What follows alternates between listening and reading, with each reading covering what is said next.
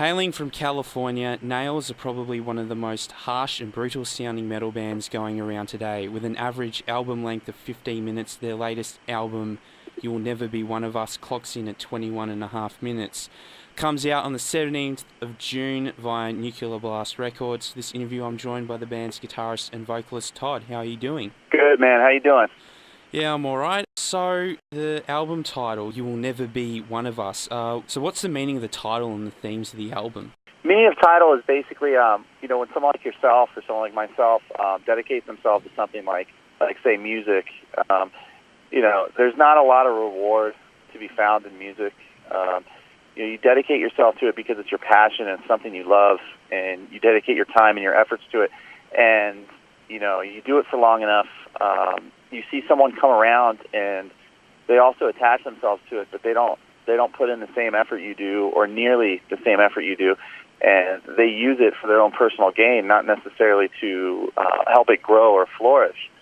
And the title's about that person who comes along and just uses stuff to their advantage with no regard for the people around them, and they will never be one of us, and that's what that's about. Speaking of the album, you recorded it with Kurt Ballou, the guitarist from Converge, and I believe it was at God City, right? Yeah, that's correct, yes. So what's it like working with him? Because you've worked with him on all of your studio albums, so how did your working relationship between, you guys and him come to fruition? I met Kurt about 15 years ago. One of my old bands went to go record with him, actually, and since then I became friends with him. I'm a big fan of Converge, and we just have a relationship.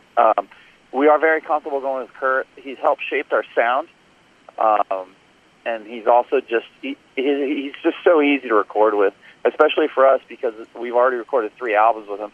When we went to go record You Will Never Be One of Us, it was almost too easy because we felt comfortable with him as a person, and we felt comfortable in his physical studio space because we've been there so much.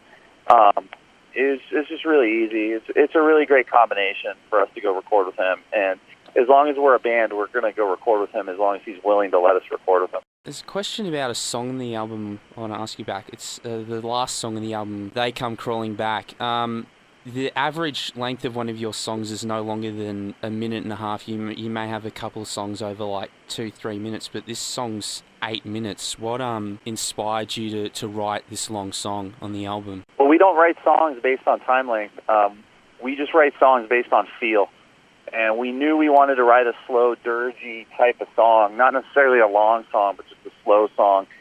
And, we wrote that song, and it ended up being 8 minutes long. We didn't set out to write an 8-minute long song, but it's just kind of how it felt. And it just turned out to be 8 minutes long. We just wanted to write a slow, dirgy song to end the album. What was the sort of main motive for forming Nails? Because I know I've seen a YouTube documentary about the making of your latest album that Nuclear Blast put up. And it says, and I think you said you wanted to make music that not only resonated with you now, but when you were 15 years old. Is it important to you to still have a link to, say, Todd as a young metal fan as well as other young metal fans? I think that's important, but I think mainly, I think that really never goes away. I just wanted to tap into that. As you get older, you start opening up. Your musical world starts opening up, so you start getting into like more expressive music, maybe more heady music. I don't know about you, but when I was a teenager, I started with Metallica and Slayer, and then I got into punk rock, and I got really deep into punk rock, and then hardcore, really deep into hardcore.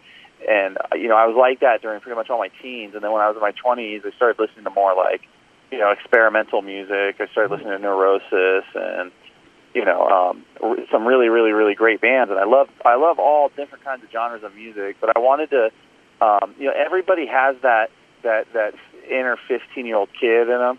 You know what I mean? I still listen to music regularly that I listened to when I was 15, but that's just the vibe I really wanted to tap into.